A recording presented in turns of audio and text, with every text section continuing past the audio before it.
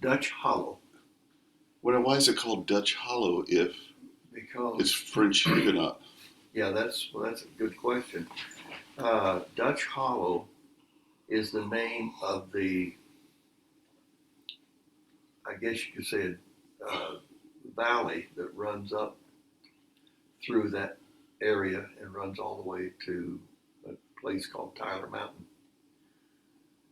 Uh, Didn't you guys used to live on Tyler Mountain? so it was actually a shortcut to get to that particular area, but the road was always in such bad shape that most people would not travel it.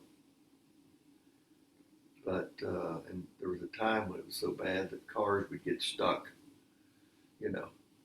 Now, that Dutch Hollow was right next to Stover Hollow, and Stover Hollow Road actually, where it went up, it was another ravine type situation. You remember where your granddad lived, and so you would have these roads going up in these little valleys, so to speak, and they called them hollows, which would be a hollowed out, place. They would build a road up the area in the area where it would be the lowest, Yeah, yeah. and so the only problem was there was water when it would rain really hard. The water would come down those hollows and sometimes wash those roads out. Mm-hmm. And so the road going up Dutch Hollow was very curvy. At first it was straight, and then it ran along the stream there. But then when it left the stream kind of went off to the right, and the road went to the left. Then it became very windy and rocky, and it was going up on higher ground. But it was a little bit treacherous. You have to realize that Dunbar at one time was a farm area. Dunbar was a flat spot. Okay, it started there um, at just above Dunbar. There was a flat spot that kind of came back, made a wide spot between the mountain, so to speak, and the river. And so that's what made it a good place for people to move to. That's how the town of Dunbar, I suppose, uh, got started. But then you travel on down the river, and you have a spot that's not quite as wide, but it was called the Institute. Now that was a black town, and that's where this West Virginia State College is now. But I tend to think that probably it was named West Virginia State College later. That would be a good search to check on. The West Virginia what's now the State College, probably began as an institute that actually became the name of the town, Institute. Uh-huh. The Institute. The Institute. And it was 3 miles below Dunbar. But Dunbar was the widest, was the biggest area that kind of went back into against the mountain. Mm-hmm. So it became a place to build a town. I see. And across the river. It's on the Kanawha River. Yeah, on the Kanawha River. Across the river, and just a little bit to the east, maybe a mile to the east, was South Charleston, and the same thing was there. So it was there. Mm-hmm. It was up against what was called South Hills. Oh, okay. And so people settled along the river in these wide spots. Uh-huh.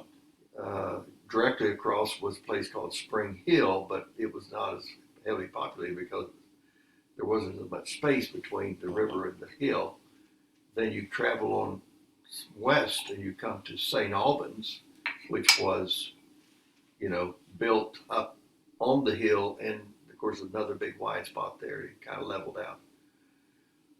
Now, St. Albans sounds like a church-related name. I never thought about that, but that's Mhm. true. Yeah. Yeah. Most of the people were of what faith up there?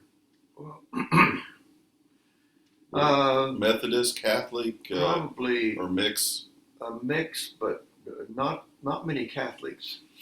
There were not many Catholic people that lived along in that area. We had a Catholic church, very small, in our town. We had the Methodist was very strong. Mm-hmm.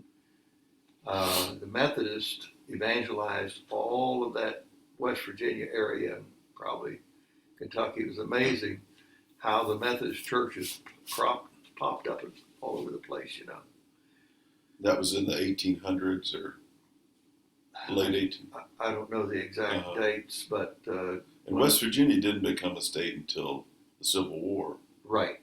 Yeah. And it seceded from Virginia. Because Virginia was with the South.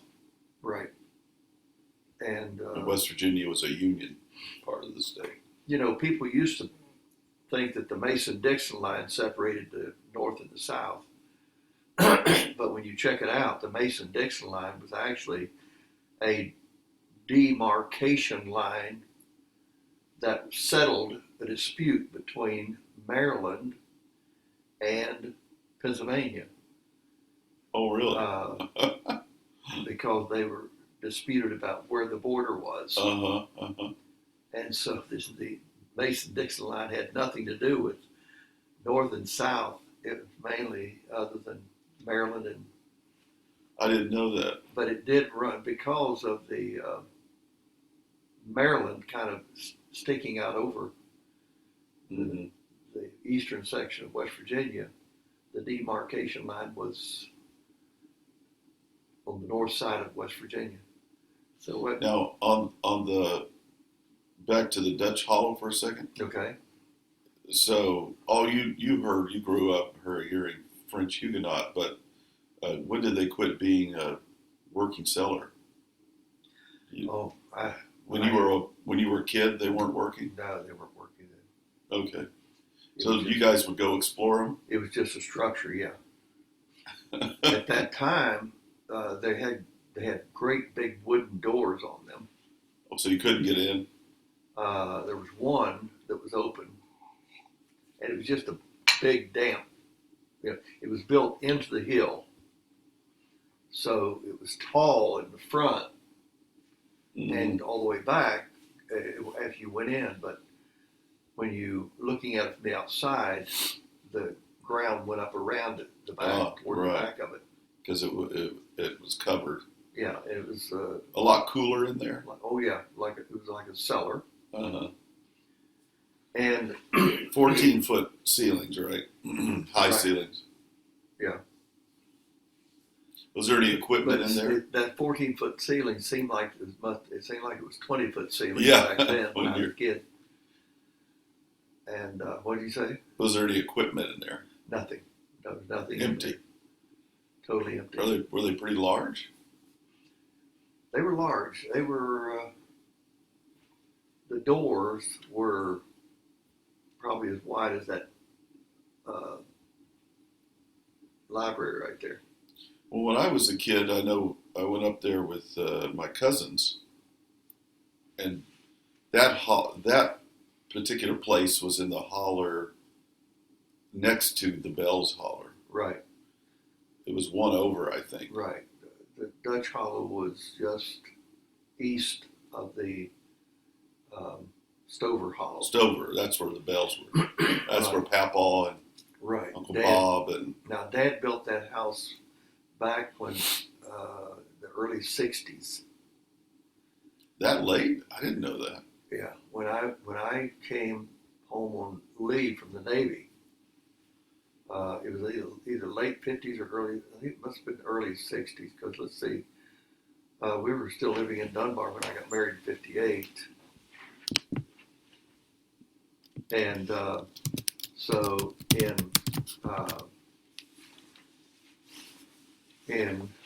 somewhere there in the early '60s, when I don't know the exact date, Alberta would know. Um, I remember you telling me that you helped him work on it. I did, and there were some unique things there. Dad was one of these guys that he wanted to build things that stood, that would stand for time. So he uh, he laid out the plan. He got others to help him, and he was uh, Bob was one of them. My brother Bob, of course, he would help him, and but after he had put the foundation in, it was putting the subflooring on. He put solid oak subflooring. Now, oak is a very hard wood, and of course, especially mountain oak, and that's the type of oak he used. And so here I am on leave, and he's got me down there on my hands and knees driving nails in that oak. And I remember driving those nails. I think I bent as many nails as I got put in the wood because it was so hard, and you just had to pound and pound and pound to get it through that wood. Yeah, yeah. And so because most stuff is made with pine wood, right? It's much easier to hammer through. Right. Yeah. And but he wanted that. He wanted that floor to be totally solid. And so he went all out of his way because of building there on kind of a hill. He wanted to make sure that everything was solid so that it did not shift. Yeah. The foundation shift or anything like that. And so then on top of that, he put natural oak finished floors. Oh, I remember those. And he finished those. He was so proud of those floors. The floor that he put on that, which was tongue and groove oak floors, and then of course I wasn't around when he built it the rest of the way up. I was off in the Navy. So when did he finish it? I don't really remember exactly when he finished it. Were any of the kids still there with him? Well, Bob, my brother, Was still with him? After he lived there in Dunbar. I mean, in the house, were any kids still? No. They had already gone. Well, Bert might have been for a while, yes. Yeah, Bert was with him. I don't remember exactly where Bob lived when he first came home, but he